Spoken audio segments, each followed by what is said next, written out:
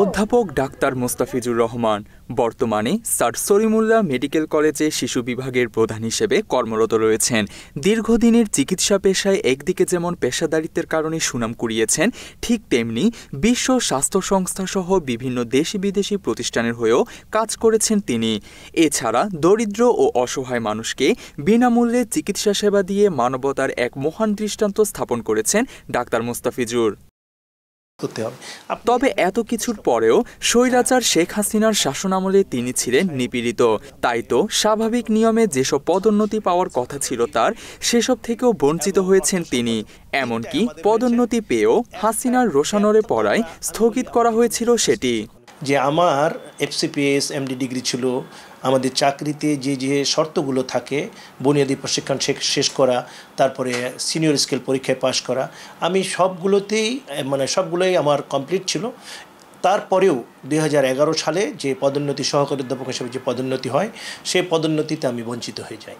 আমাকে আওয়ামী সরকার বঞ্চিত করে ফেলে। এরপরে আমি 2013 সালে যখন আসলো, তখন আরবার পদোন্নতি হয়। সেই সময় আমাদের 15 জনের পদোন্নতি হয়েছিল, আমার সিরিয়াল ছিল 6। আই ওয়াজ ভেরি হোপফুল যে ইনশাআল্লাহ I will be promoted. But আবারও স্বৈরাচারের থাবায় আমি জর্জরিত হয়ে তখন প্রমোশন বঞ্চিত হই। 2013 সালে আমি প্রমোশন পাই নাই। এরপরে 2016 সালে তখন একটা বড় ধরনের পদোন্নতি হয়েছে সহকারী অধ্যাপক হিসাবে। তখন কেউ আর বাকি ছিল না। সেই সময় আমাদের আমরা আওয়ামীদের উল্টো রাজনীতির ধারায় ছিলাম, যারা জামাত ইসলামী বা আমাদের এনডিএফের সঙ্গে জড়িত ছিলাম, অথবা ড্যাব বা বিএনপির সঙ্গে যারা জড়িত ছিল, তাদের সবাইকে সেই সময় প্রমোশন দেওয়া। এর আগে সবাই কিন্তু আমরা বঞ্চিত হয়েছি। এনডিএফের যারা ডাক্তার ছিলাম আমরাও বঞ্চিত হয়েছি, আবার ড্যাবের যারা ছিল তারাও বঞ্চিত হয়েছে বিভিন্নভাবে। 2016 সালে পদোন্নতি পাওয়ার পর আবার আমি স্যার সলিমুল্লাহ মেডিকেল কলেজের সহকারী অধ্যাপক হিসেবে আমার কর্মজীবন আবার নতুনভাবে শুরু করি। 2021 সালে একটা প্রমোশন হয়। তখন সহযোগী অধ্যাপক হিসাবে একটা বড় মাস অ্যামাউন্টের ডাক্তাররা প্রমোশন পায়, আমরাও প্রমোশন পেয়ে যাই। কিন্তু দুঃখজনক হলেও সত্য যে প্রমোশন যেদিন হয়ে গেল, তারপরের দিনই আমাদের 36 জন কর্মকর্তার পদোন্নতি স্থগিত করা হলো। আমরা জানতে চাইলাম যে কী কারণে স্থগিত হলো।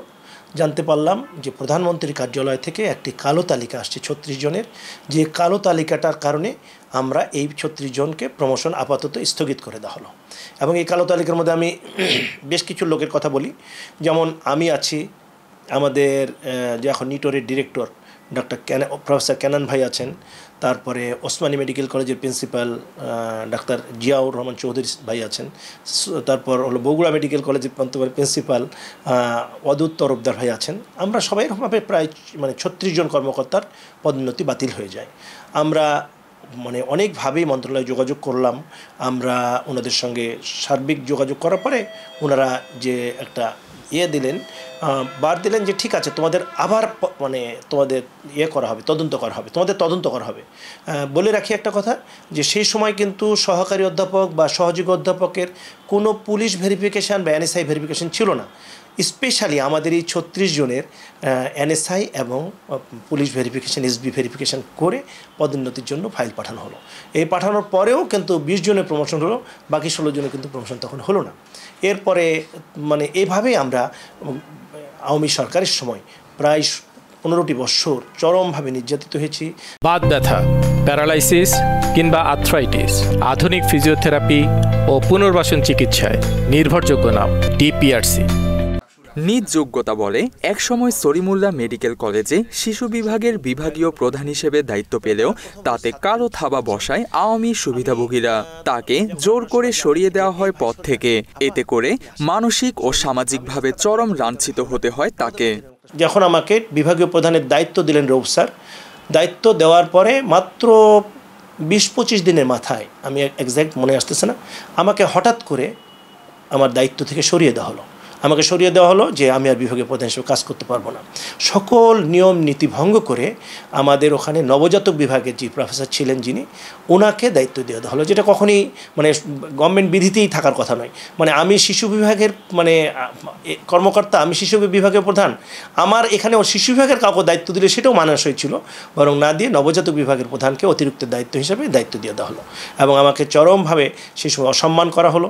আমি মানসিকভাবে বলি, তারপরে সামাজিকভাবে মারাত্মকভাবে লাঞ্ছিত হলাম। এরপরে আমি যে রুমটাতে বসতাম সেই রুমে আরেকজন অ্যাসোসিয়েট প্রফেসর আসলো, সে আওয়ামীপন্থী ছিল। সে একদিন আমাকে একেবারেই মানে কি বলবো জোর করে আমার রুম থেকে বের করে দিল। শুধু ডাক্তার মোস্তাফিজুরই নয়, হাসিনার মতাদর্শের সাথে একমত না হওয়ায় তার পুরো পরিবারকে কর্মক্ষেত্রে প্রতিনিয়ত বঞ্চনার শিকার হতে হয়েছিল। তার স্ত্রীকেও হাসিনার দীর্ঘ শাসনামলে দেওয়া হয়নি কোনো পদোন্নতি। আমার মিসেস আমার সহধর্মিণী উনিও ডাক্তার, ওনার নাম ডাক্তার বিলকিস ফেরদৌস। উনি 2005 সালে পোস্ট গ্রাজুয়েশন করেছেন। ওনার ডিজিও এবং FCPS ডিগ্রি আছে। উনি বর্তমানে যেটা BMU বাংলাদেশ মেডিকেল ইউনিভার্সিটি, তৎকালীন তো নাম ছিল BSMU, তো ওখানে কর্মরত ছিলেন। এবং আপনি মজার ব্যাপার হলো 2005 সালে ওখানে নিয়মে হলো 3 বছর হয়ে গেলেই উনি প্রমোটেড হবেন। 2005 সাল থেকে 2024 সাল পর্যন্ত উনি মেডিকেল অফিসার হিসাবেই কাজ করছিলেন। তারপরে এই সময়টা আসলো, পরবর্তীতে তো উনি 2024-এর পরে প্রমোশন পেয়েছেন, উনি সহকারী অধ্যাপক হয়েছেন। বর্তমানে উনি সহযোগী অধ্যাপক হিসেবে কর্মরত আছেন। জুলাই গণ অভ্যুত্থানে সক্রিয় অংশগ্রহণ ছিল ডাক্তার মোস্তাফিজুরের, আর এই কারণে তাকে চাকরিতে পদোন্নতি দিয়ে পার্বত্য জেলা রাঙামাটিতে বদলি করা হয়। সে সময় মন্ত্রণালয় থেকে শুরু করে বিভিন্ন সরকারি দপ্তরে যোগাযোগ করেও কোনো সমাধান পাননি তিনি। পুঞ্জীভূত ক্ষোভ থেকেই অধিকার আদায়ে ছাত্র জনতার সাথে রাজপথে নেমে আসেন এই চিকিৎসক।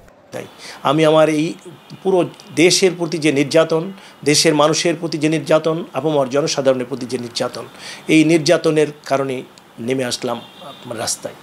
নেমে আসার পর লড়াই শুরু হলো। প্রতিদিনই মানে বিকালবেলা মিছিলে যেতাম, মিটিংয়ে থাকতাম, কোনো সময় অনলাইন টিভিকে বক্তব্য দিতাম, সেগুলো রেকর্ড করে রেখেছি, সেগুলো এখনও চাইতে দেখতে পারে কেউ। আমাকে প্রিন্সিপালের PA ফোন করলো যে স্যার আপনি একটু আসেন, আপনার ট্রান্সফার অর্ডার আসছে। আই বিকাম সারপ্রাইজ যে আমার ট্রান্সফার অর্ডার আসছে, কী কারণ, কোনো তো কারণ বুঝতে পারতেছি না। কিন্তু আমি যে আন্দোলনে অংশগ্রহণ করতেছি, এগুলো যে স্বৈরাচার সরকার প্রত্যেক দিন কে কোথায় যাচ্ছে সব কিছু মনিটর করতেছে, এটা মনে আমি ভুলে গেছিলাম। তারপরে যে দেখলাম আমাকে রাঙ্গামাটিতে বদলি করে দেওয়া হয়েছে। সেই সময় আমি চলতি দায়িত্বে অধ্যাপক হিসেবে কাজ করছিলাম। আমাকে সকল নিয়ম নীতি উপেক্ষা করে আমাকে সহযোগী অধ্যাপক বানিয়ে রাঙ্গামাটিতে বদলি করে দেওয়া হয়েছে। কাগজটার দিকে তাকালাম, দেখলাম 18 তারিখেই অর্ডারটা হয়েছে এবং 18 তারিখেই বলা হয়েছে যে অদ্যই উনি বিকালবেলা অদ্যই আনি কর্মকালীন সময়ের মধ্যেই এই স্ট্যান্ড রিলিজ হয়ে যাবেন। দ্যাট মিন আমাকে স্ট্যান্ড রিলিজ করে দেওয়া হলো। ডাক্তার মোস্তাফিজুর রহমানের স্বপ্ন আগামীতে দেশের স্বাস্থ্যসেবাকে আরও আধুনিক ও যুগোপযোগী করা। দেশের প্রতিটি কোণে চিকিৎসা সেবা পৌঁছে দিতে তিনি সব সময় কাজ করে যাবেন বলেও আশা ব্যক্ত করেন। ডাক্তার মোস্তাফিজুর রহমানের মতো অসংখ্য চিকিৎসক ফ্যাসিস্ট হাসিনার শাসনামলে নানা ধরনের ত্যাগ স্বীকার করেছেন। ছাত্র জনতার গণ অভ্যুত্থানে আওয়ামী লীগ সরকারের পতনের পর আগামীতে একটি বৈষম্যহীন বাংলাদেশ দেখতে চান ডাক্তার মোস্তাফিজুর রহমান। আমরা শুনতে পাচ্ছি যে এখানে তানজিম হাসান, বাংলা এডিশন। তারা কাজ করে নেই। আমরা